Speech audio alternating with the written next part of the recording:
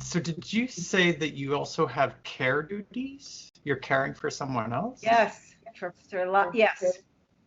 yes. From the time I was in my teens until my mid-40s, for very long stretches of time, I had very heavy care duties for my mother, who had recurring infection, septicemia, which was complications, and developed MCS. I cared for her. Then I moved away, basically got married, moved away, went to different places. And then when I was in my early 50s, I crashed into severe MCS. And alas, I think I told that story last time, but alas, 4 years ago, my youngest brother, who's 13 years younger than I am, had a massive breakdown. And I think he has a triple diagnosis, or quadruple. He has brain injuries. I have brain injuries. I don't know if hard to remember what I told you last time. But I have 2 quite bad brain injuries and 3 spinal injuries. And there's a lot of correlation between people with MCS and these kinds of injuries. So he's got 4 quite bad brain injuries. He has suffered from depression and anxiety for many years. Having seen how horrible it was to try to address those symptoms as possibly symptoms of chemical sensitivity, he went the antidepressant, the psychotropic drug route, did not work for him, and eventually he declined, and a psychiatrist gave him a cocktail of 7 different psychotropic drugs to take at once, because psychiatrists here don't actually believe in MCS, and they don't believe that it's dangerous to do stuff like that for people who are chemically sensitive, and because he did not advocate for himself as a chemically sensitive person. And at that time, he was a fully functioning professor of culture and information studies at Western University. And anyway, within 2 weeks, he had a complete and total mental, nervous, cognitive, every kind of breakdown that you could imagine that goes in between the ears and everything else. And for the last 4 years, there has been a kind of nightmarish situation where he doesn't have a good diagnosis. He has no treatment. I might have mentioned the last time that I think that the one area that might be comparable to our 3 conditions that we talk about a lot, MCS, ME, FM, but particularly ME and MCS, is people who have brain injuries and chemical sensitivities, multiple diagnoses that psychiatrists insist on reading as purely psychiatric and will not treat in any other way. And surprise, surprise, he's got worse and worse and worse and worse. So I do a great deal of caregiving for him, and it's taken a real toll. What can I say? So so we've had some hard times. These things flare, although there's now sort of a consistent level. If you can call crisis ongoing, it's ongoing, and then it flares and gets even worse. So we've had some of that recently. Yeah. And does he continue to be on the psychiatric medications? He's off. He's been through about 20. The psychiatrists who've seen him have cycled him. Excuse me. The psychiatrists who've seen him have cycled him through just about everything they could think of, each one making him worse and worse, from SSRIs and old style, MAO inhibitors to benzodiazepines to quite heavy antipsychotic medications. He just got worse and worse and worse and worse and worse. So he is to be given credit. He took himself off all the antipsychotics in the last 12 months. And so they had made him like raging, insanely, suicidally crazy. But what he's left with is this absolute killer depression and anxiety and sleeplessness. I believe that my brother is highly electromagnetically sensitive and quite chemically sensitive. We were able to take him to a clinic in the US, a very, very good clinic with very advanced neurological imaging and smart doctors who took a integrative, functional, holistic perspective on these things. They said they imaged his brain, they did EEGs, they did SPECT scans. They said damaged, very damaged. They, in their intake questionnaires, they ask about chemical exposures, pesticide exposures, mold exposures. They ask about drugs that you have taken and what your reactions were to those. That he's had meningitis, for example, which he got after the first brain injury. Surprise. And so they ask about all of these things, and then they put the whole picture together. So, you know, what they said is, we think this is a man with an injured brain, with chemical and electromagnetic sensitivities, with you know, certainly anxiety, depression, sleeplessness, but these are a function of these kinds of, we brought back all the diagnostics and the analysis and the diagnoses and everything back to Canada, and tried to find people who would work with Jonathan on the basis of those. But because we don't, and this will go to what we want to talk about in a little bit, because our medical systems don't have MCS as a category that they work with, and because it's been psychologized rather than understood as in effect, an acquired brain injury, if you like, a damaged neurological system with toxic loads that can be exacerbated by mold and chemicals and so forth. And that is not at all good with psychotropic drugs. You can't convince him of that. And so he has been through medical hell, and he has declined year by year. And so now we're facing a tremendously difficult, I don't know what we're going to do.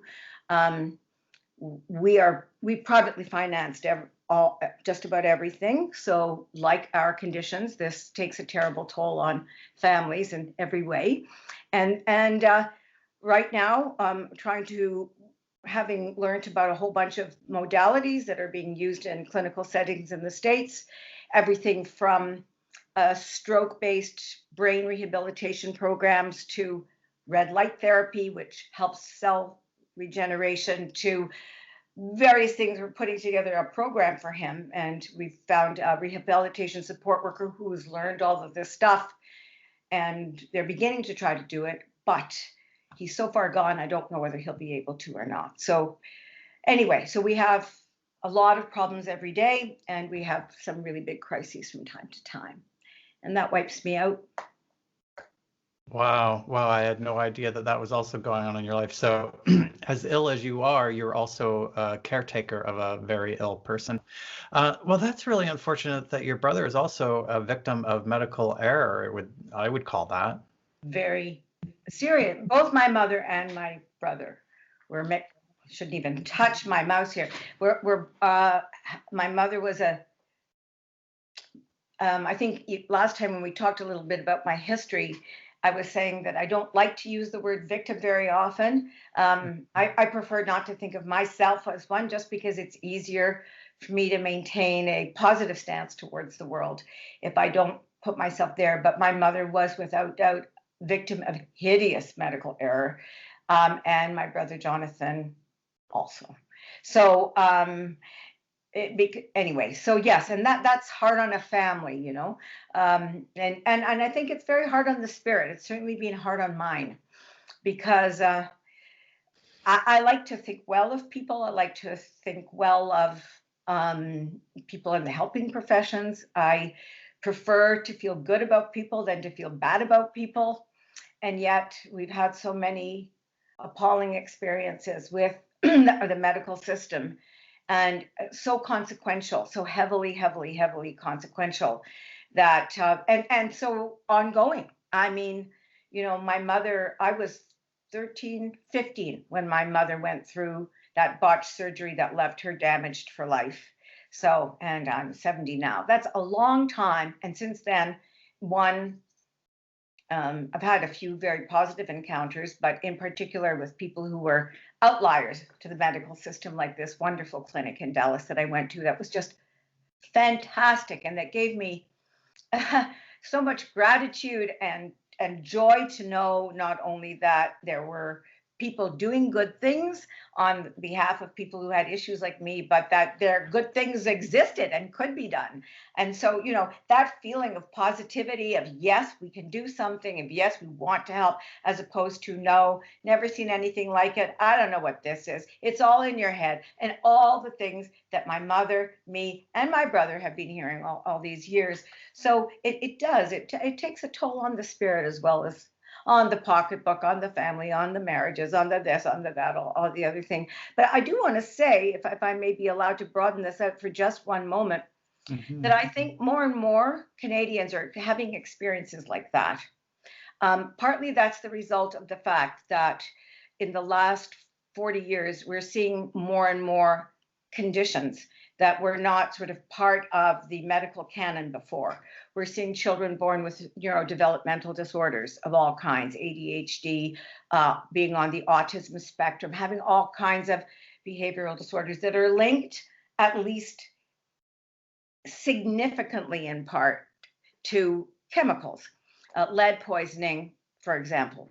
The situation in Flint, all those kids are, not all of them, but many of those kids in Flint, Michigan, where there was lead in the water and they did not get it out despite everything. Those kids are going to have cognitive deficits for the rest of their lives, usually results in behavioral issues, stresses on the family. Since we've entered the chemical age, so many families are having so many problems for which there are no evident treatments or solutions or supports, that I think we're sort of being honeycombed with these stressed families and stressed communities. But we don't have governments where anybody's like at home keeping track of this and addressing it in any way. So our story, my family story, is a pretty tough one, but I don't think it's unique. No, I don't think so either. I was contacted the other day by a documentary filmmaker. His documentary's just coming out, and he profiles just one family in it. And her son was injured at birth through some sort of medical error, and then her husband, and permanently, I think he had cerebral palsy, and then her husband died of cancer because the information didn't get from one physician to another physician, so it could be acted upon. So yes, and part of the data that they're going on is that it's purported that medical error is the third leading cause of death in the US, and it's probably not that much different in any other so-called developed country. It was here in 1984 when I did a series called New Ideas in Sickness and Health for Ideas National Radio. I did half of that series on environmental illnesses, it was then called, and the other on iatrogenic disease caused by physicians, which we now call more commonly medical error. And it's an enormous number. And it's remarkable, the lack of awareness of it. And it's one of the things I think that allows the medical establishment, and we won't speak of every doctor because there are many wonderful doctors, but the medical establishment as establishment, to completely ridicule, refuse, psychologize, employ many tactics with conditions or diseases they don't yet understand, and to in effect delegitimize them. And they do that with utmost authority and confidence. And yet, if you take a look at the medical record, it's very disturbing. And people need to think of physicians not as priests, as Ivan Illich famously said. We now treat our doctors as our priests, not as infallible, messengers to God or from God, but really as human beings with a set of skills and some knowledge, which is imperfect and limited.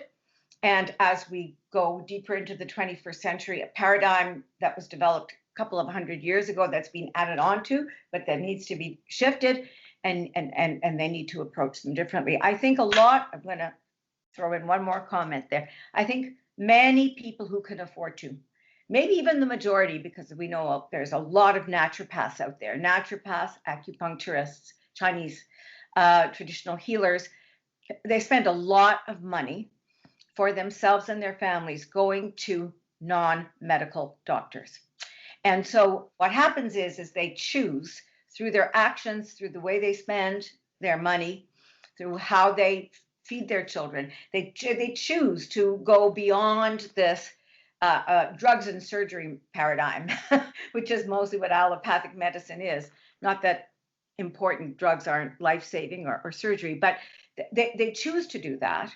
But here in Canada, very few people actually get together and lobby for a change to the way that the public health dollar is spent, to the power of the College of Physicians and Surgeons, and to the extent that people organize, it's a few people around a disease condition that isn't being addressed by the medical system. But it's rare, except in the case of HIV/AIDS, and also to a certain extent with learning disorders and autism spectrum in the early 2000s. It's rare to get enough people in a movement to be able to shift government and what it does. And so therefore, people are, unable to have social supports because the system continues to reproduce itself while the disease picture changes greatly and people cannot get responsiveness from the system to respond to what it needs to respond in new ways. Yeah. So that's my editorial. Well, yeah, that's a great summary. I wish I could be so eloquent when I spoke about how the healthcare system does not support us the way it should, or the way it's often perceived to be, especially the Canadian healthcare system. It's this vaunted thing globally. Yes.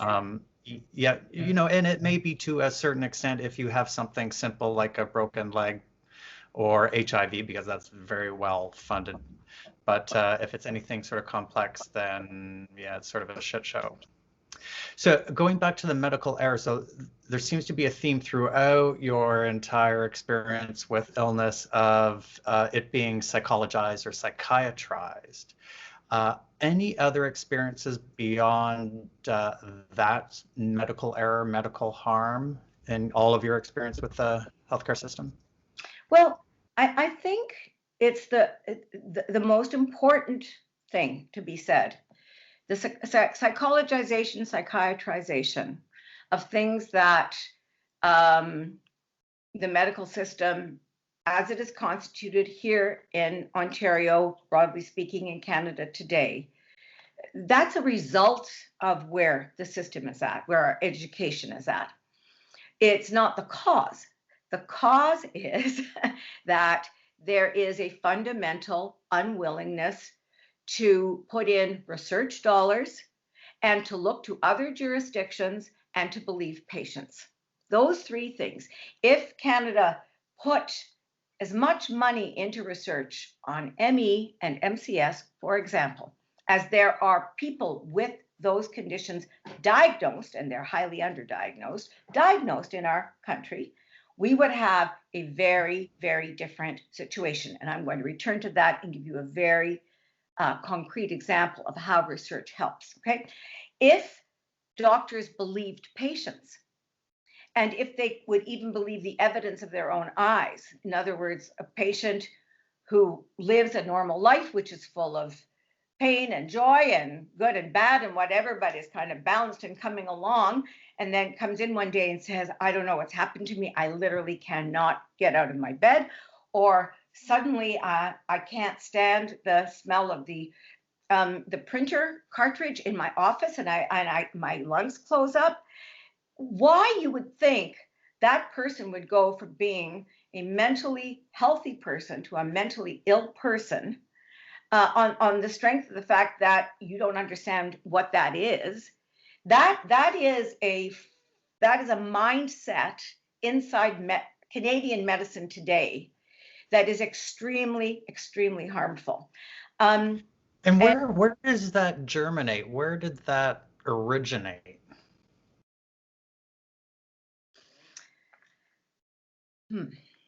That has a set of dynamics that work together as systemic discrimination, systemic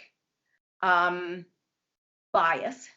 But systemic bias, as you know, if we think about it with respect to racism or gender, is usually a combination of different dynamics that come together to produce this result, even if there isn't a person who has malice aforethought. So systemic resistance is a function of many factors, right? So in this case, there are a number of factors, and they work kind of seamlessly and synergistically together. So first of all, we should certainly begin with the fact that in North America, as on no other continent, medical doctors, MDs, as opposed to naturopaths or traditional doctors, developed a position of authority, not just by doing good things like developing insulin for diabetes or good surgical techniques, but literally by putting all of the other healing professions down as quackery and inefficiency. And after 100 years of this, they believe their own shit. You know, if we look at what has happened in Europe, naturopathic and traditional herbal medicines never were discredited the way that they were here. In the Indian subcontinent, Ayurvedic medicine has a highly prized and respected place, and well it should, because it's an incredible body of healing knowledge. And we can say the same of traditional Chinese medicine, which has also been taken up in Japan and Taiwan and other parts of that part of East Asia. And so the contempt with which doctors treated other modalities of healing is very pronounced in North America. But so that's factor one. So they believe their own shit. Okay, but there's another factor, which is in Canada, the way we organized our payment, we decided that we were going to pay doctors and hospitals only, because at the time that Medicare was established, or the principles of it first in Saskatchewan, then in the rest of Canada, you know, people were facing catastrophic losses for catastrophic illnesses. You know, if you could not pay for a doctor when somebody had pneumonia or lost their leg in an agricultural accident or whatever. So we were looking at those kinds of illnesses. We were not looking at the vast spread of chronic illness that we have today. And that's not only the aging population, that's from the time babies are born until they die. And we didn't look at what medicine would be best to help people through that. What we did do is that we let doctors have the monopoly on the healthcare dollar.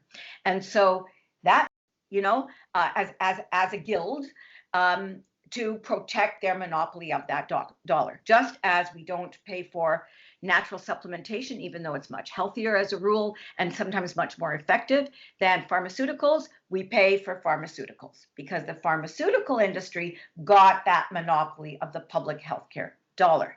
And that has been something that doctors have fought very hard to protect.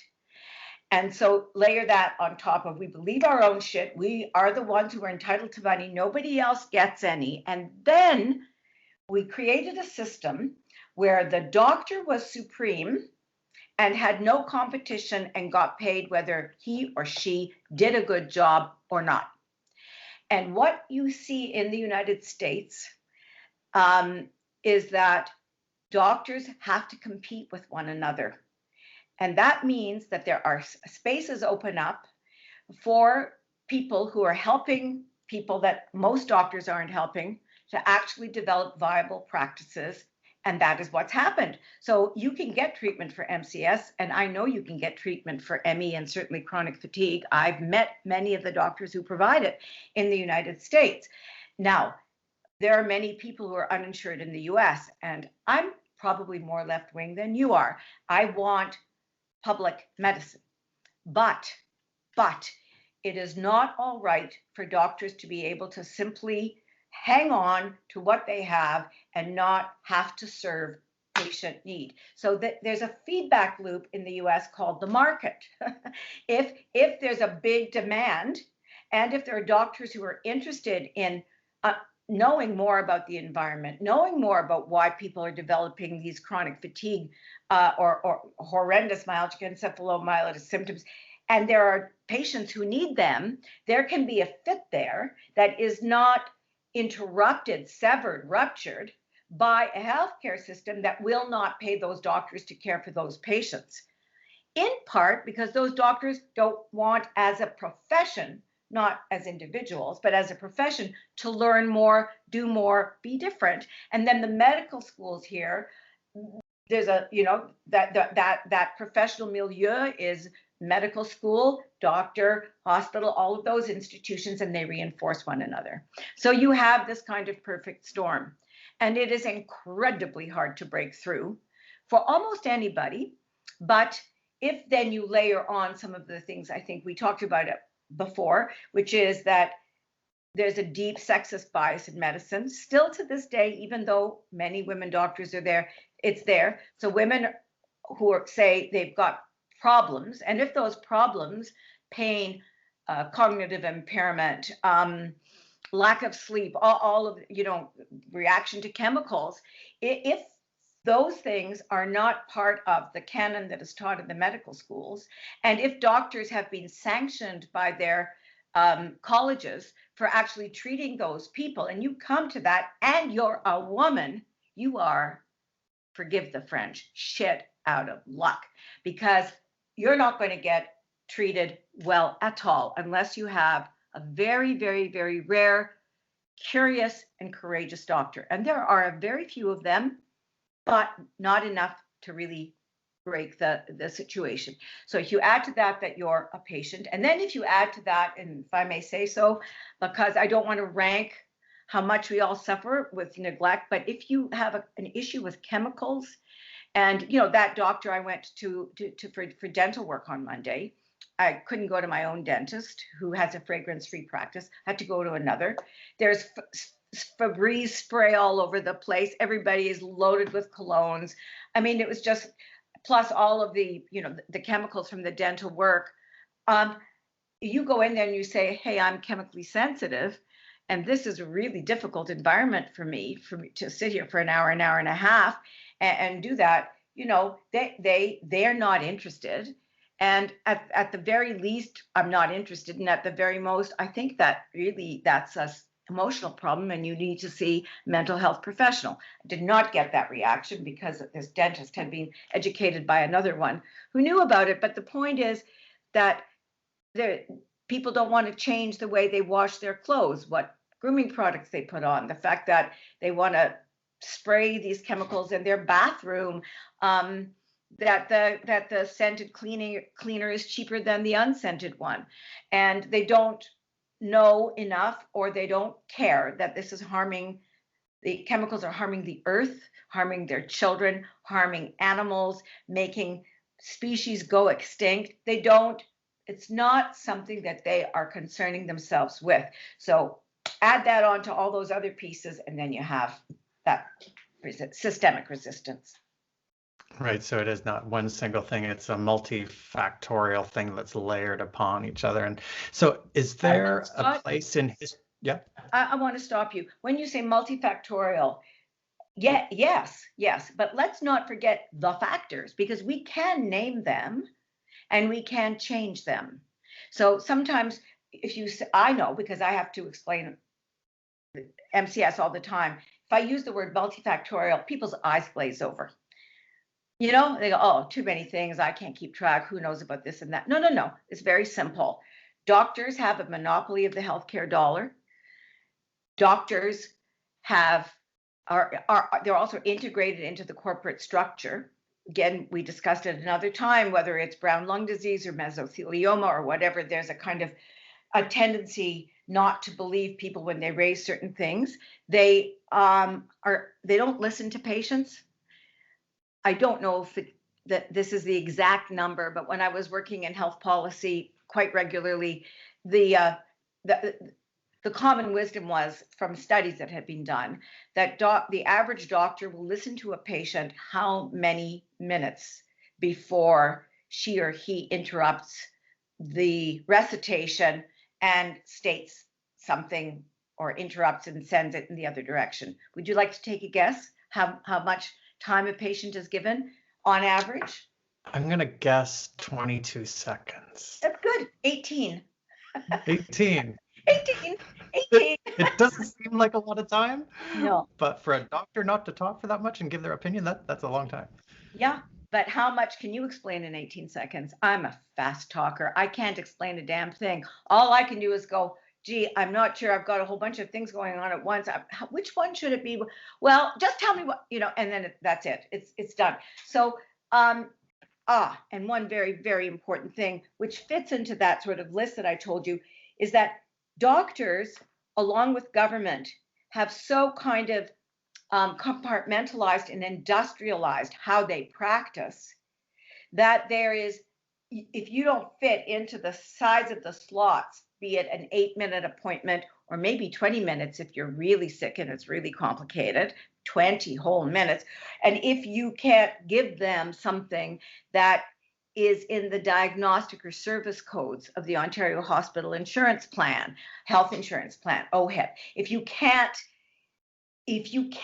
fit into their paradigmatic categories, then you don't fit.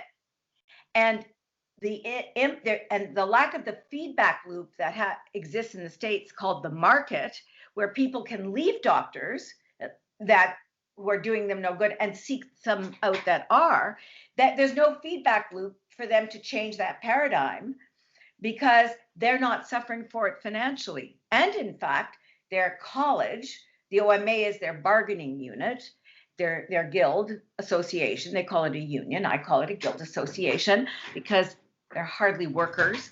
They're the ones who negotiate the economic, the recompense and the slots, but the college polices the diagnostic categories and the way that medicine is practiced.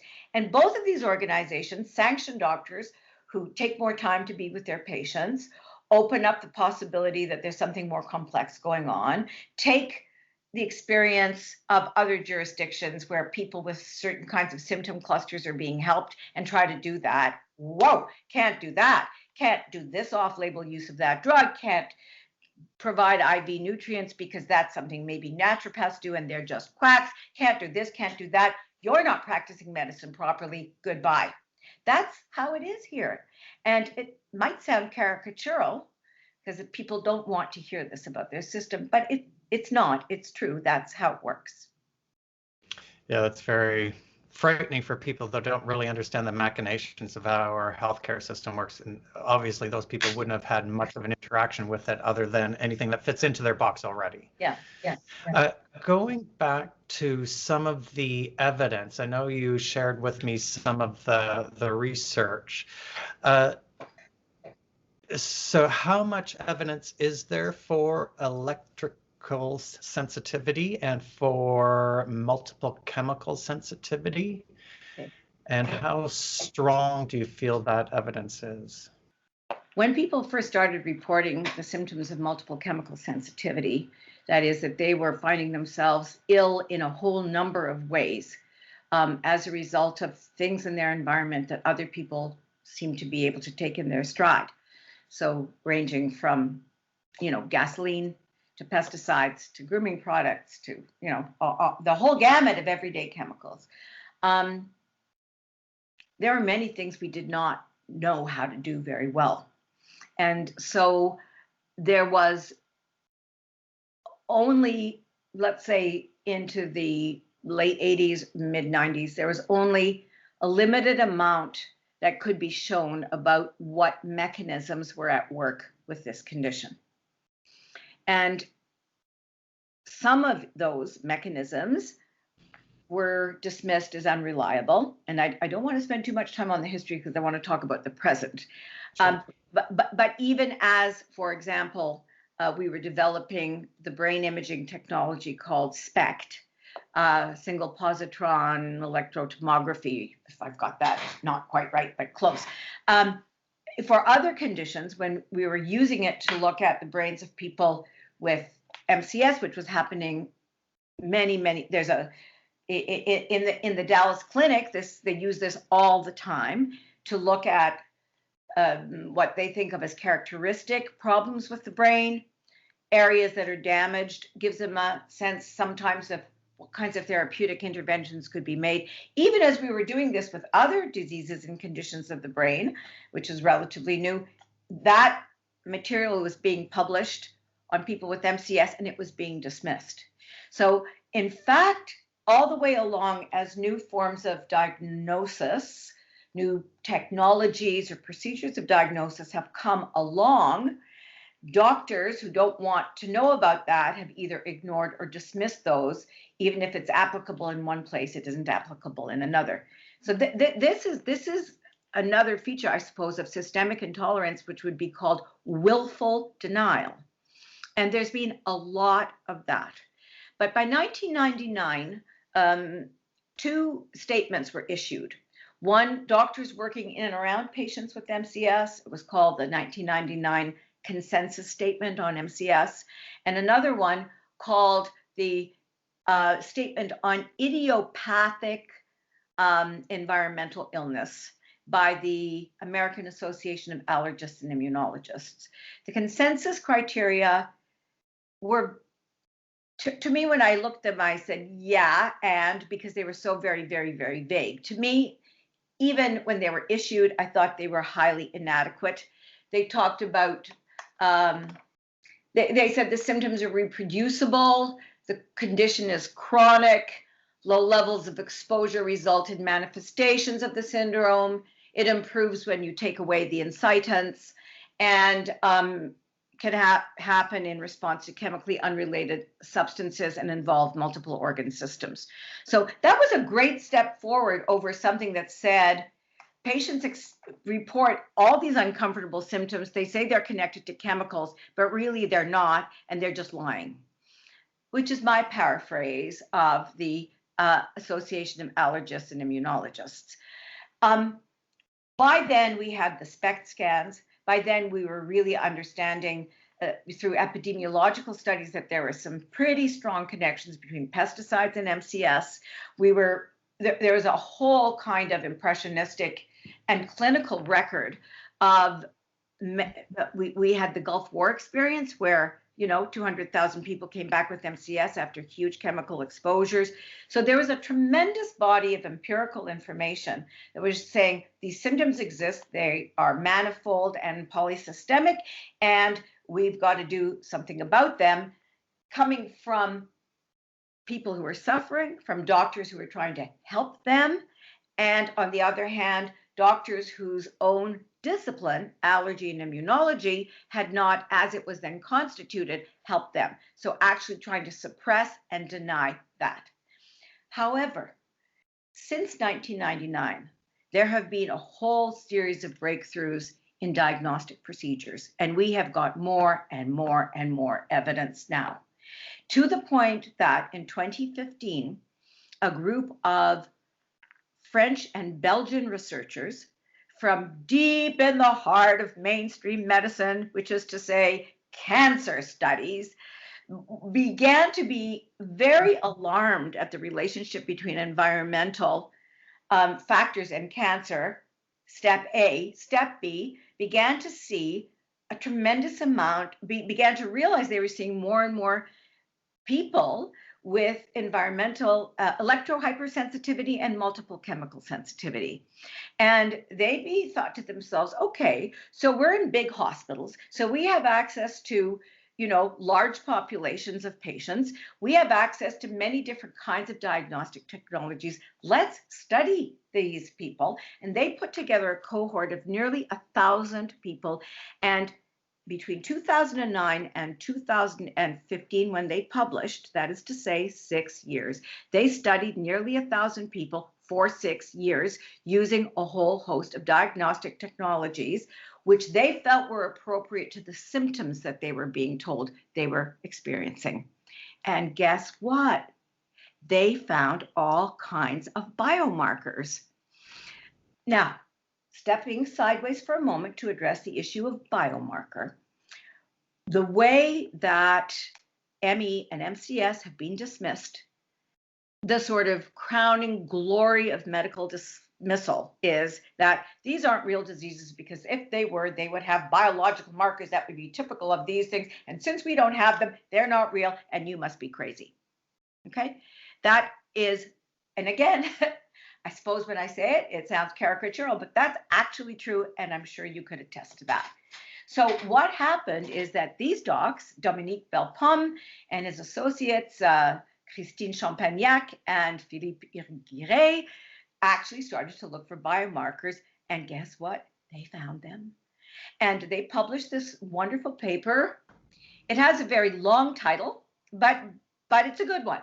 Reliable disease biomarkers characterizing and identifying electrohypersensitivity and multiple chemical sensitivity as two etiopathogenic aspects, two things with pathogenic causes, etiopathogenic aspects of a unique pathological disorder. Unique and new, they have further added new.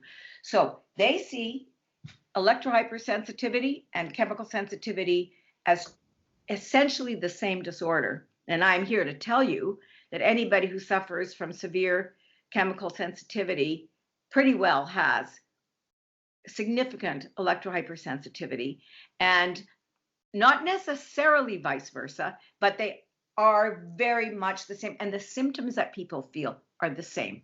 And these people began to realize we're talking about two sides of the same coin.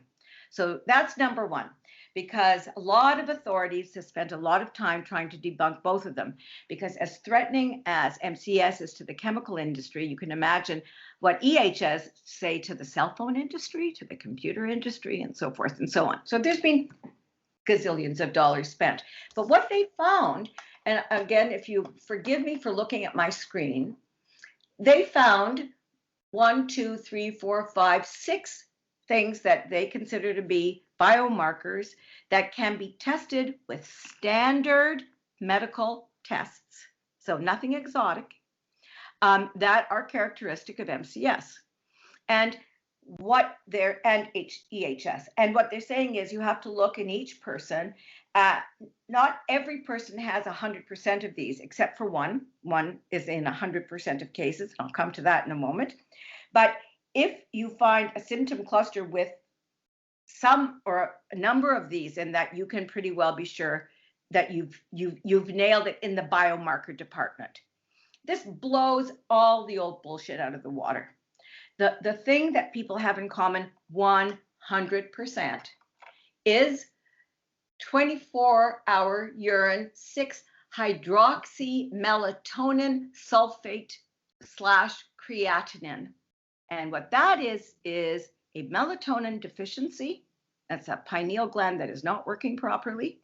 And it is it was found in every single case, and it causes chronic insomnia and fatigue in people with MCS, who we have chronic insomnia and fatigue. I thought you might be interested in that one. 100%, 100%. So right there, you've got your universal biomarker. Then, in addition, inflammation and histamine. Histamine is associated with allergies and reactions. So histamine, too much histamine in the blood, very, very, very common to very large numbers of patients.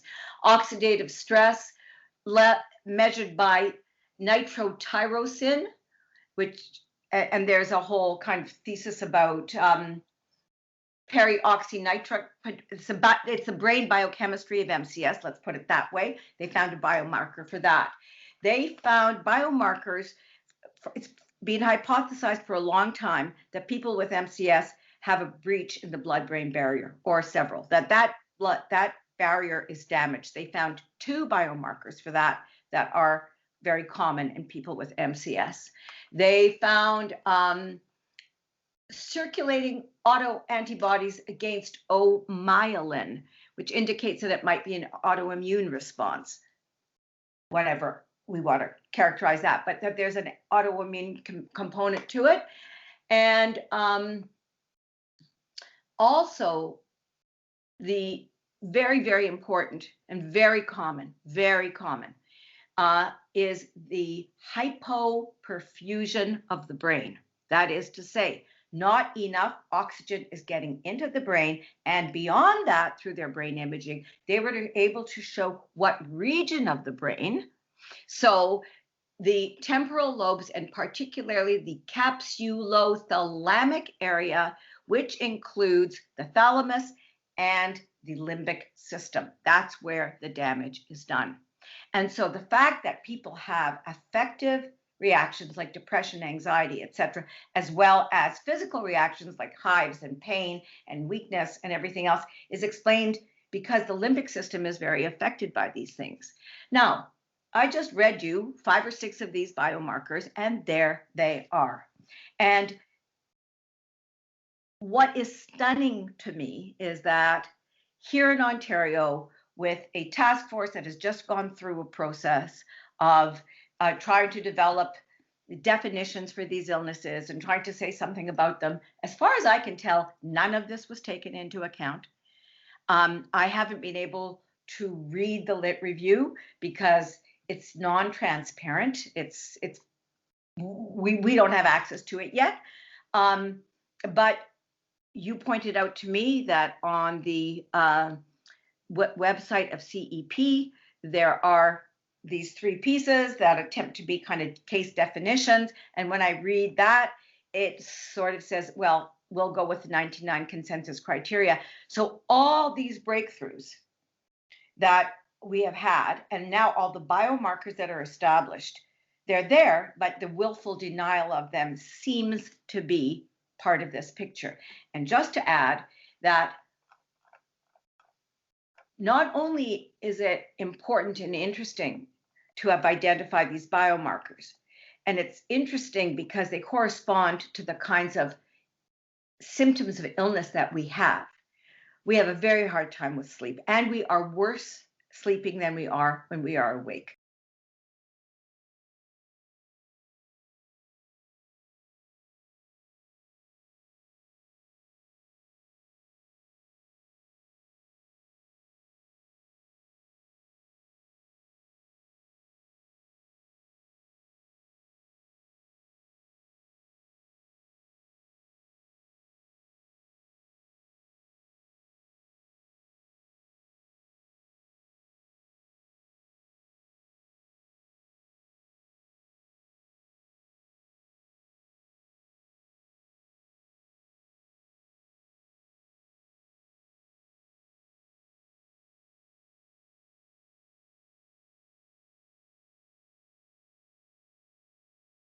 Public diagnostic money, or however much, I don't know how much these cost, but if you go through the tests that they have and the peroxynitrate test and stuff like that, I don't think that it would be a simple matter for family doctors to simply order up these 10 tests and then go tick, tick, tick, tick, tick.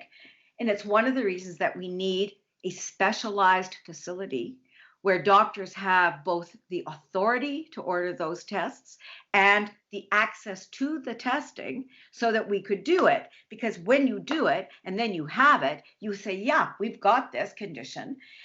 And as a result of that, we're going to make the following interventions. On the website of these people, which I think I sent to you, the URL, they talk about treatment and some of the things that they have found.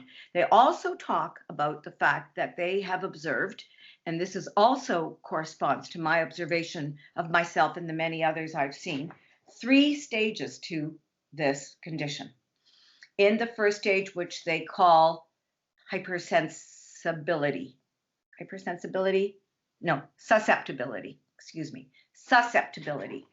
Stage 1 is susceptibility. You're starting to feel the stuff. It does not feel right. You're feeling very, very uncomfortable. You go to the doctor, you say something bad is happening, and I need some. I'll And stop. so with susceptibility, to me, it sort of implies that there's a genetic predisposition if you happen to be exposed to whatever the trigger may be. Is that It may very well be that it's a genetic predisposition triggered by an environmental exposure. It may be that over your life, you've accumulated so many other chemicals that you're carrying a body burden that is big enough that it's already stressing your nervous system. Okay.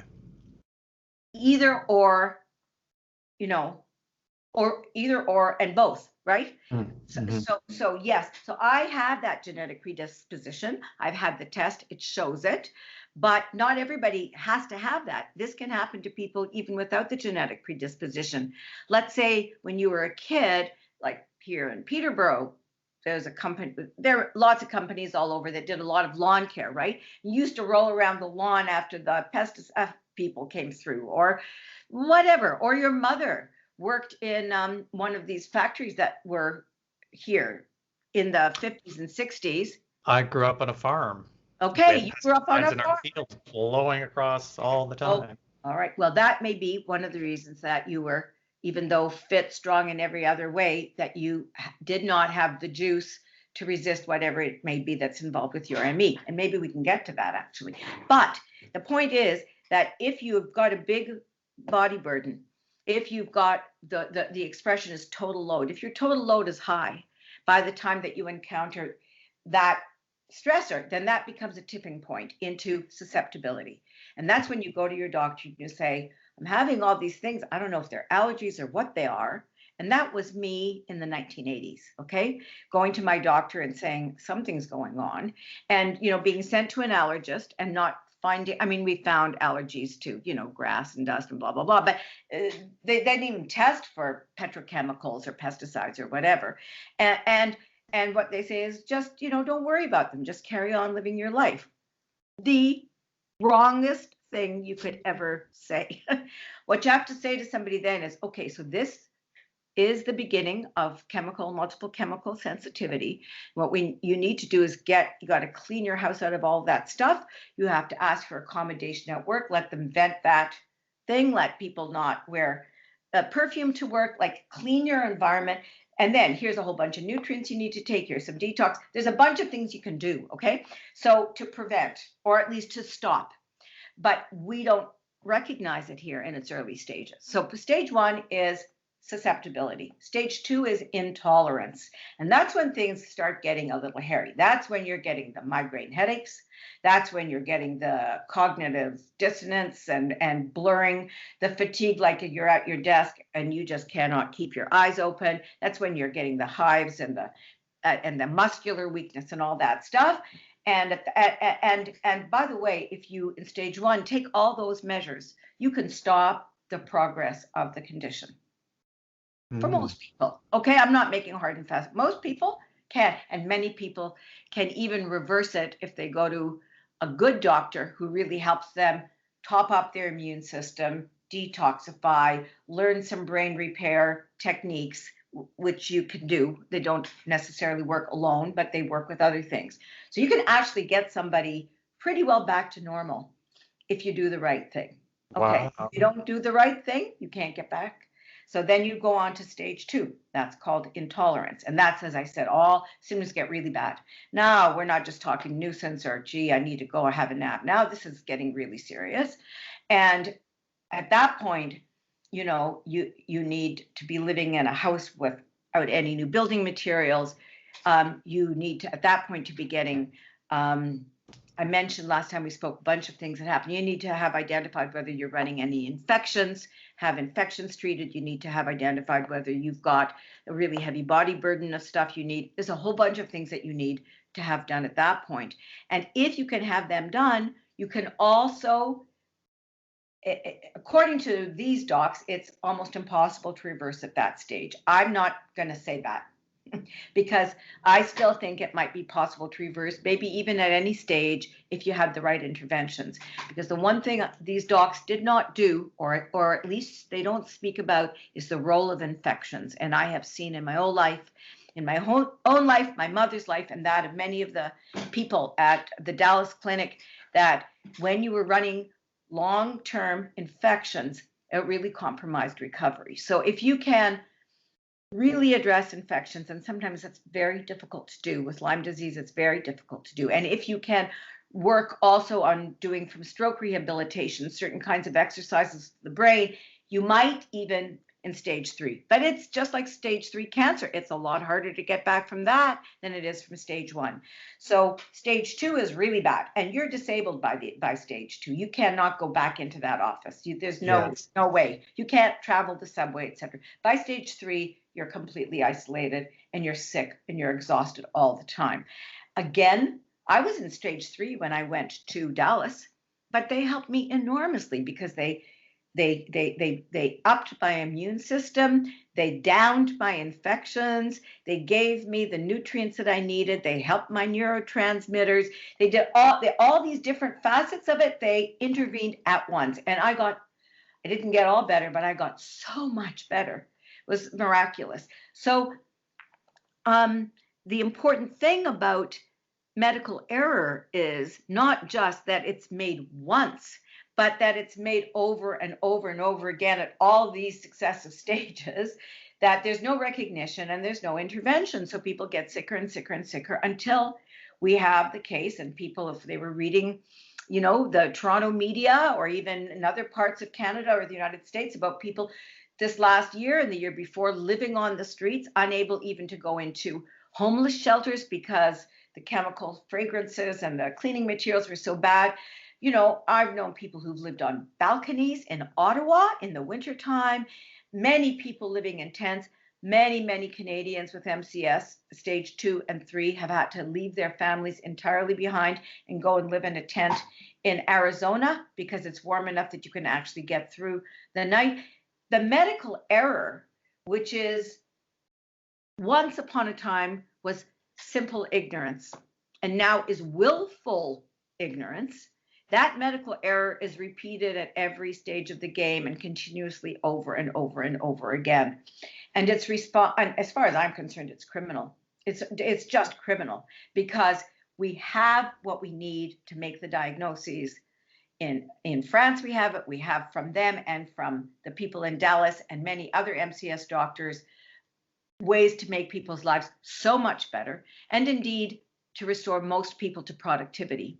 That may not be true for ME yet, but it is for MCS. But you have to acknowledge it in order to identify it and fix it. So that's what I say. So with the chemical industry being so powerful and the electrical industry being so powerful, it seems to me that those that are negatively impacted by chemicals or electric activity would be considered by those big corporate interests as collateral damage. Yes. Yes. In the book I'm writing now, if I ever get to finish it, if my brother can finally get better, I will do it. I wrote a novel about privatization of water, 15 years ago, because it's called Water Inc. If anybody wants to read it, got great reviews. It's a thriller. It's an environmental political thriller. And I'm writing one, about chemicals, which is a much more complex issue. But, I have a chemical baron, if you like, arguing that to various people that, we're like, just get over your moral scruples. We are in the chemical age. We ain't rolling back the clock. And if people can't survive it, this is a kind of social Darwinist argument, then let them die off, because we're going to need strong, healthy people going into the future. So they're dying of cancer, they're dying of MCS, they're dying of this and that. Let them die, because we need strong stock that can survive the chemical age. Now, like a form of eugenics. Yes, it is a form of eugenics. But it's, alas, sometimes I get so tired. I shouldn't probably say this, but sometimes I get so tired, I sort of think, okay, let's do that, because who wants to live like this? But the fact is that won't work. Eugenics didn't work either. But I mean, it doesn't work for these reasons, which is that while there are kids now who are being born with tremendous disabilities, handicaps, and so forth, for a lot of people, the weaknesses that we have due to the chemical age, due to the body burdens we're carrying, due to genetic heritage interacting with the other, they don't show until later in life. So lots of people get to reproduce and then they get sick, right? So there's no way to do that. That is a form of true madness of the kind that we are seeing today in the Trump White House, a kind of blind psychotic denial of what we have done to the environment and what it is doing to us in return. And there is an element of psychosis to this. And the ironies here are just legion, because those of us who have these conditions are labeled as psychiatric cases, but the real psychosis is in the refusal to actually see what's out there in the world and what we're going to have to get rid of in order to survive as a species. So, I guess you could call it irony. Irony is a gentle word for what it is. But there is no way to do that. You cannot adjust the human species, which co-evolved for, depending how far back you want to go into our primate past, millions of years, in a natural world with certain types of chemical inputs, ultraviolet rays, oxygen, hydrogen, etc. But with those chemical inputs, but not all those other chemical inputs, you cannot cull our herd. That way it won't work, because the organism has not evolved to live in this environment. And Brave New World, that amazing novel written by Aldous Huxley in, when did he write? 1932, something like that. My God, he was prescient. He has fetuses that are being raised to become, quote unquote, epsilon semi-morons. And the workers of this society, because the alphas are at the top, and then there's alphas, betas, etc., down to the people at the bottom who are called epsilon semi-morons. And they are raised in these artificial wombs in this book, and they are bombarded with chemicals as fetuses in order to make them resilient so that they can work in industrial contexts. So that was both brilliant and so stupid, because brilliant, the vision was brilliant, because we are being bombarded in the womb. However, and yes, it turns us into semi-morons. Yes, because the neurological deficits of that kind of bombardment are dreadful. Although some people on the autism spectrum are really brilliant as well, but they have a very hard time living in this world. The stupidity of it is that to imagine that the human physical being is infinitely malleable and can be changed and engineered to whatever you want. That's just not true. We are animals, and we can only survive healthily in a healthy environment with which we co-evolved. So you can say collateral damage, and that's fine for people who are wealthy and who are not in the stream of these chemicals, who are way upstream.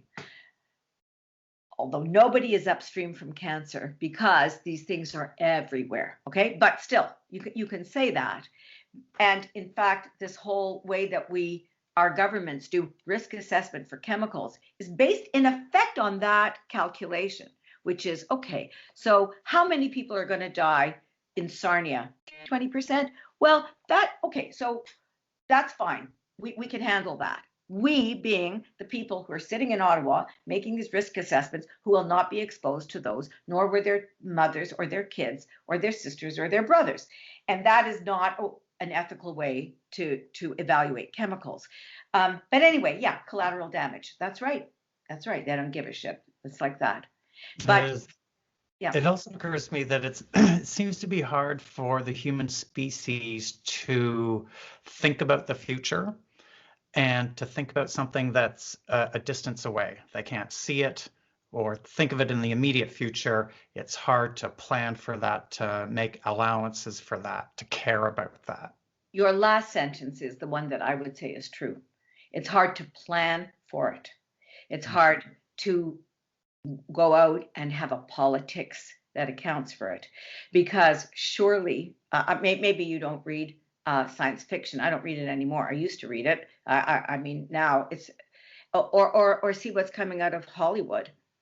The dystopian streak in our culture, which projects just 50 shades of apocalypse, okay? 50 different shades, 100, 2,000 different shades of apocalypse and disaster. People can see into the future. What they can't do, what our species is extremely challenged, it hasn't learned how to organize itself, its elites and its institutions, in order to actually respond to what is there. I'm trying to remember what E.O. Wilson said. Do you know who E.O. Wilson is? The White Hotel? No. He's a he was a biologist. He was a great studier of ants. He was the one who was, trashed for being a sociobiologist in the 70s when everybody thought everything was socially constructed, which it ain't. There's a biological substrate there. But he said the human species is dysfunctional because it has